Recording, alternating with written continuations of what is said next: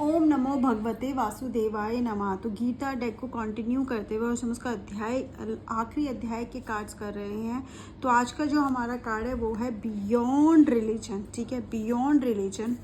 And ये है verse 65। यहाँ पे 2 वर्सेस को लिया गया है। ठीक है, the message is think of me always, be my devotee, sacrifice to me and bow down to me, do this and you will come to me, I promise you this truth, for you are dear to me, give up all other duties and varieties of religion and simply surrender to me, I shall deliver you from all sins, so have no fear।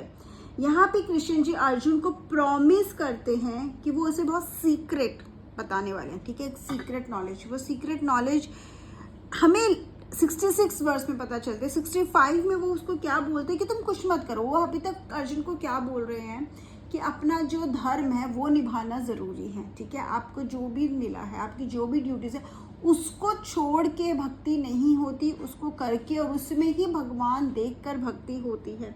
But अभी वो क्या बोल रहे हैं, वो बोल रहे हैं कि तुम सब कुछ छोड़ दो। ठीक है, सिर्फ मेरे को डिवोशन करो। ठीक है, क्या करो, सिर्फ सरेंडर कर दो खुद को पूरी तरह मेरे लिए। अब वो यहाँ पे एग्जाम्पल भी है, अगर हम देखें तो एक एग्जाम्पल है जो कृष्ण जी के बहुत बड़े डिवोटी होते थे, उनका नाम था किंग अम्बरीश। ठीक है, भगवत गीता में इसके बारे में बहुत कुछ बोला भी गया है। जो अम्बरीश थे ना, वो कम्प्लीटली उनका माइंड हमेशा कृष्ण भक्ति में ही लगा रहता था। ठीक है, कहाँ पर लोटस फीट, कृष्णा जी के लोटस फीट ही हमेशा उनके दिमाग में चलते रहते थे।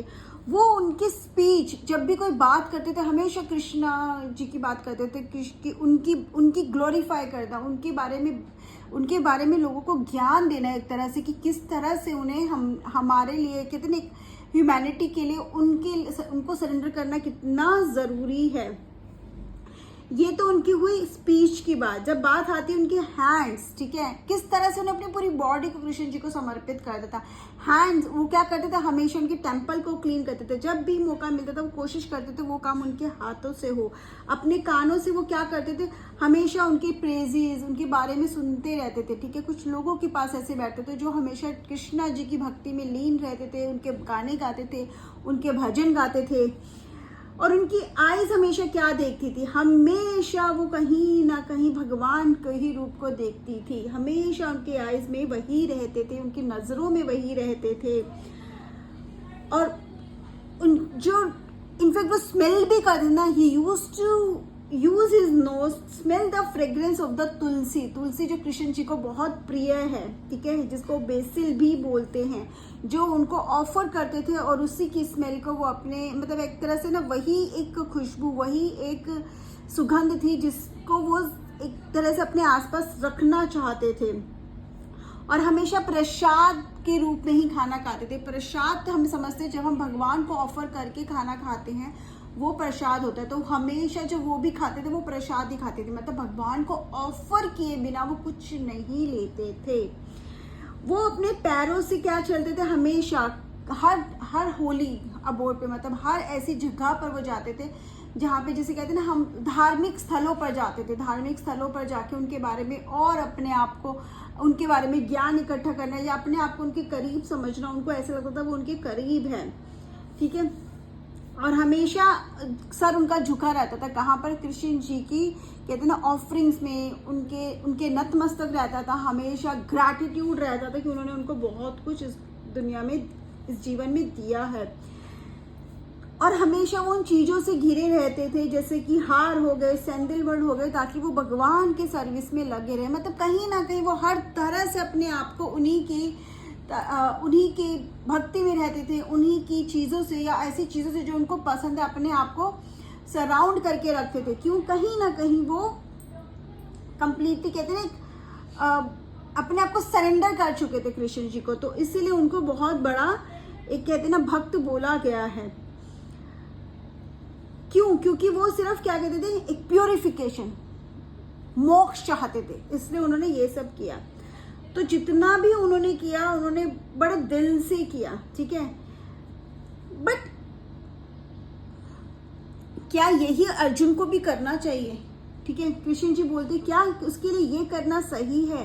क्या उसको एक्चुअली में सिर्फ कृष्ण जी के सोच रहे तो उनको वो आगे बोलते हैं, वो बोलते be my devoted sacrifice to me, but आगे क्या बोलते, give up all their duties in varieties of religion and simply surrender to me, I shall deliver you from all sin, so have no fear. वो कहते हैं कि तुम सब कुछ छोड़ दो। हमेशा कृष्ण जी ने उनको क्या बोला है, अर्जुन जी को जो सीक्रेट नॉलेज है वो क्या अब आएगी, जो अभी तक क्या बोलते आए हम देख रहे हैं। चैप्टर 9 अध्याय 9 हो गया, अध्याय 5 हो गया, उसमें हमेशा उन्होंने क्या बोला कि अपनी ड्यूटी करो, ठीक है, अपनी ड्यूटी करो, वो तुम्हारा कर्म है, ठीक है, लेकिन जो तुम्हारा कहते हैं धर्म योग है, बट दिमाग में किसको रखो, हमेशा भगवान को रखो, हमेशा मेरे बारे में सोचो, अपनी ड्यूटी तुम मेरे लिए कर रहे हो, वो देखो कि तुम जो कर रहे हो कहीं ना कहीं मैं तुम्हें सपोर्ट कर रहा हूँ, या कहीं ना कहीं तुम वो काम कर रहे हो जो तुम्हें दिया गया है, ठीक है, वो करो। बट वो एंड में क्या कहते हैं कि तुम मुझे सर्व कर दो, तुम्हें कुछ भी करने की जरूरत नहीं, क्योंकि तुम जब कंप्लीटली खुद को सरेंडर कर देते हो, तो अगर तुम अपना धर्मा भी नहीं कर रहे हो, लेट्स से तुम्हारा जो धर्म योग जिसे हम बोलते हैं, अपना कर्म योग जो जिसके लिए तुम इस दुनिया में आए, कोई ना कोई साइकिल, कोई ना कोई कर्मा है जिसको हमने, जिसकी वजह से हम आए हैं, लेकिन तुम नहीं करना चाहते, तुम मुझे सरेंडर कर दो, तो क्या इससे मेरे सारे पाप धुल जाएंगे? इससे बिल्कुल तुम्हारे सारे पाप धुल जाएंगे, ठीक है, बोलते इससे तुम्हारे पाप भले ही धुल जाएंगे, बट अब तुम ये ध्यान रखो कि ये सारी ड्यूटीज मैं तुम्हें दे रहा हूँ, तुम किसके लिए काम कर रहे हो, तुम कोई अपना धर्मा नहीं कर रहे हो, तुम कुछ भी, ये तुम सिर्फ मेरा काम कर रहे हो, तुम क्या कर रहे हो, अब सिर्फ तुम एक भक्त की तरह तुम ये युद्ध लड़ो, तो तुम अब इसलिए करो, तो ये उनकी सीक्रेट नॉलेज। अगर ये एक कहते ना गुप्त ज्ञान जो उन्होंने कृष्ण जी को दिया, क्या समझाया उन्होंने कृष्ण जी को कि तुम्हें अगर लगता है ना कि ये तुम नहीं कर पा, ये तुम्हारा कर्तव्य नहीं, तो तुम मुझे डिवोट करना चाहते हो ना, तुम अपनी सब कुछ पूरी तरह से मुझे खुद को सरेंडर कर दो, और फिर तुम वो करो जो मैं तुमसे करने के लिए कह रहा हूँ। तो तुम जो काम करोगे वो किस लिए करोगे, direct service to the God. यहाँ पे तुमने तो अपने सरेंडर कर दिया कर्मा को, योगा को, लेकिन अब तुम क्या करो, डायरेक्ट सर्विस टू गॉड, तो तुम वो करे जो मैं कह रहा हूँ, इसमें तुम्हारे ऊपर कोई सिन नहीं आएगा, तुम कुछ गलत नहीं कर रहे, तुम सिर्फ मेरे इंस्ट्रक्शंस को फॉलो कर रहे हो। तो यहाँ पे बेसिकली वो हमें क्या समझाना चाहते कृष्ण जी, इस भाव के साथ हमें क्या समझना चाहिए कि अगर कभी हमें लगता है हम सही कर रहे हैं, बट उस सही से शायद किसी का गलत हो रहा है, लेकिन हम जबरदस्ती नहीं करें, या फिर ये उसका कर्मा भी है, या उसने पहले कुछ कहते जॉब उसे भुगतना पड़ रहा है, तो हमें कभी ये डाउट आते ना, तो हमें क्या करना चाहिए, हमें खुद को बस उसको सरेंडर कर देना चाहिए, उसकी विश है ऐसी, तो वो आपको वहां पे लाके खड़ा कर देगा, उसको सरेंडर कर दो, उस पर छोड़ दो, आप उनका नाम लेके चीजें छोड़ दो, कहीं ना कहीं आपको समझ में आ जाएगा कि आपको क्या करना है, वो आपको इंस्ट्रक्ट देंगे। अगर फिर भी आपके सामने ऐसे सर्कमस्टांसेस बनते हैं, ऐसी कहते हैं ना सिचुएशन बनती है जहाँ पे आपको वही करना पड़े जिसको आप नहीं करना चाहते, तो मतलब ये अब भगवान की मर्जी है, लेकिन उसके लिए सरेंडर कंप्लीट होना चाहिए, ऐसा होना चाहिए कि बस आप सिर्फ उनके इंस्ट्रक्शंस को फॉलो कर रहे हो, और वो आपको कहीं ना कहीं गाइड करते ही हैं। बस हमें अपने कान और कहते हैं ना एक मन को साफ रखना पड़ता है, खुला रखना पड़ता है, ताकि हम डिवाइन के इंस्ट्रक्शंस को, डिवाइन के मैसेजेस को रिसीव कर पाएँ।